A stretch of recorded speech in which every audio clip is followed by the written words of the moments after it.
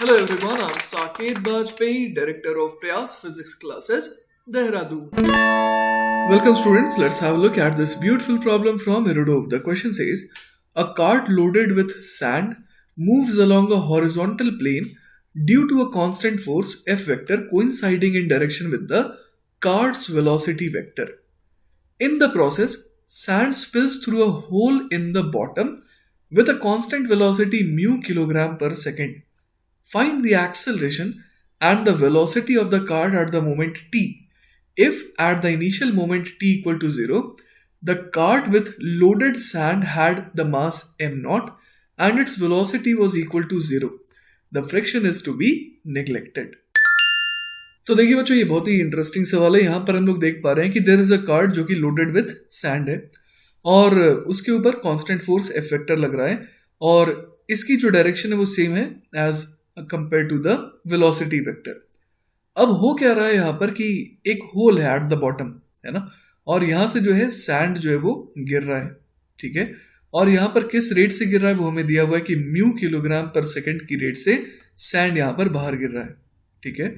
अब यहाँ पर क्या बोला गया है कि find the acceleration and the velocity of the cart at the moment T. किसी टी टाइम पर हमारे को एक्सेलरेशन और वेलोसिटी ऑफ द कार्ट निकालना है और ये दिया हुआ है कि t इक्वल टू 0, मतलब शुरुआत के समय जो कार्ट जो है it was loaded with sand और उस समय पूरे के पूरे सिस्टम का मास कितना था, m0 था, और उसकी वेलोसिटी शुरुआत में कितनी थी, 0 थी। ऑलराइट, चलिए बच्चों, तो सवाल को सॉल्व करते हैं। सवाल में जैसा कि दे रखा है कि t इक्वल टू 0 पर, है ना, t इक्वल टू 0 पर जो ओवरऑल मास था वो कितना था, m0 था। तो एक काम करते हैं बच्चों, हम लोग ये एज्यूम कर लेते हैं कि किसी t टाइम पर, है ना, किसी t टाइम पर लेटर से कि मास जो है वो कितना हो गया, स्मॉल m हो गया, और उस समय सिस्टम की वेलोसिटी कितनी थी, v थी। अब ये एज्यूम कर लेते हैं कि किसी t plus delta t time पर, है ना, मतलब कि डेल्टा t टाइम के बाद क्या हुआ, तो डेल्टा t टाइम के बाद लेटर से कि जो मास है वो अब हो गया m माइनस डेल्टा m, है ना, क्योंकि लगातार यहाँ पर हम लोग देख पा रहे हैं कि सैंड जो है वो स्पिल हो रहा है थ्रू द होल। तो ऑब्वियस है कि ये डेल्टा m क्या हो गया, डेल्टा t टाइम में जो सैंड स्पिल आउट हुआ है ये उसका मास हो गया। ऑलराइट, इसके अलावा बच्चों हम लोग ये देख पा रहे हैं कि लगातार इस पर फोर्स एक्ट कर रहा है, तो हम लोग ये कह सकते हैं कि अगले मोमेंट पर जो वेलोसिटी हो गई वो लेटर से v प्लस डेल्टा v हो गई। ऑलराइट, तो बच्चों अगर मैं यहां पर impulse is equal to change in linear momentum का फॉर्मूला अप्लाई करूं तो मैं क्या लिख सकता हूं पूरे सिस्टम के लिए, f इंटू डेल्टा टी, है ना, ये हो गया impulse. This is equal to change in linear momentum. तो चेंज हमेशा होता है फाइनल माइनस इनिशियल।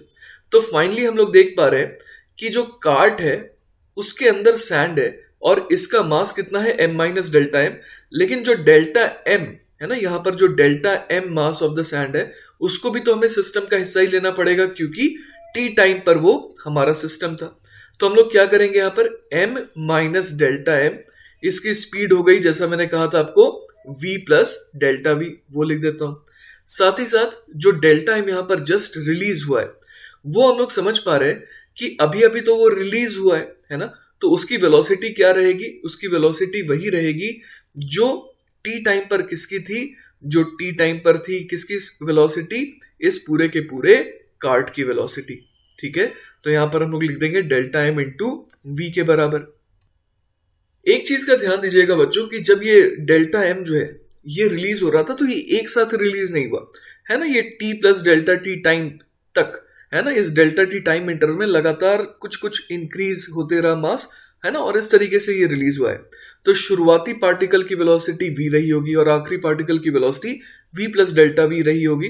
लेकिन हम लोग अगर यहाँ पर सिंपली v लिख दें तो कोई खास दिक्कत नहीं है, क्योंकि जो छोटा छोटा इंक्रीमेंट है वो जब डेल्टा m से मल्टीप्लाई हो जाएगा तो वो बहुत ही नेग्लिजिबल हो जाएगा। क्लियर है, तो ये तो हो गया बच्चों फाइनल मोमेंटम, और इसमें से क्या घटाना है हमें, इनिशियल मोमेंटम, जो कि कितना था, mv था।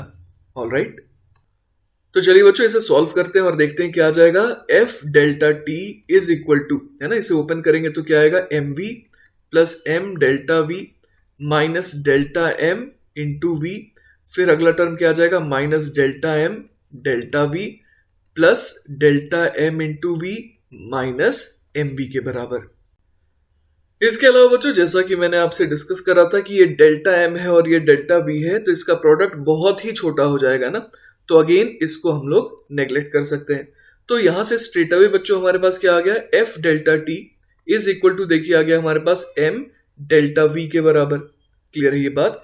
तो यहां पर देखिए हम लोग क्या लिख सकते हैं, F delta T is equal to, अब ये जो एम है ये क्या था, overall mass at time T, और हमारे को ये पता था कि t इक्वल टू 0 पर जो मास था वो था m नॉट, और म्यू kg पर सेकंड के हिसाब से मास जो है वो कम हो रहा है, मतलब एक सेकंड में म्यू किलोग्राम कम हो जा रहा है।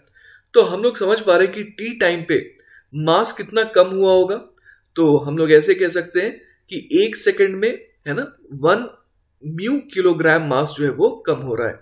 एक सेकंड में म्यू किलोग्राम मास अगर कम हो रहा है तो टी सेकंड में कितना मास कम हो जाएगा, तो म्यू अपॉन 1 इंटू टी के बराबर। तो म्यू टी, है ना, इतना किलोग्राम मास जो है वो कम हो चुका होगा। तो हम लोग समझ पा रहे हैं कि कितना मास रह गया होगा, तो am not minus mu T mass रह गया होगा। ठीक है, तो एम की वैल्यू हो गई am not minus mu T, और इसे हम लोग मल्टीप्लाई कर देंगे डेल्टा वी से। तो अब बच्चों फाइनली अगर हम लोग एक बात करें कि लिमिट, है ना, अगर हम लोग लिमिट लगा दें डेल्टा टी में टेंडिंग टू 0 की, क्लियर है, तो हमारे पास देखिए क्या बच जाएगा, एफ अपॉन, यहां पर आ जाएगा M not minus mu T is equal to, यहां पर देखिए delta V upon delta T में अगर डेल्टा टी टेंडिंग टू 0 हो गया तो ये बन जाएगा डीवी बाय डी के बराबर। क्लियर है बात, जिसे हम लोग एक्सेलरेशन कहते हैं। तो देखिए बच्चों हमसे सवाल में एक्सेलरेशन और वेलोसिटी दोनों पूछा गया था, तो एक्सेलरेशन तो हमारे पास आ गया। अब एक्सेलरेशन की मदद से हम लोग और क्या निकाल सकते हैं, वेलोसिटी निकाल सकते हैं। आइए देखते हैं कैसे। हम लोग यहां पर लिख सकते हैं dv is equal to F upon M not minus mu T D T. Clear है? अब अगर दोनों तरफ इंटीग्रेट कर दें तो हमें पता है कि t इक्वल टू 0 पर सवाल में दिया हुआ था कि वेलोसिटी 0 थी। अब लेटर से किसी t टाइम पर वेलोसिटी हो गई v के बराबर। ठीक है, तो चलिए इसे इंटीग्रेट करके देखते हैं कि क्या आ जाएगा।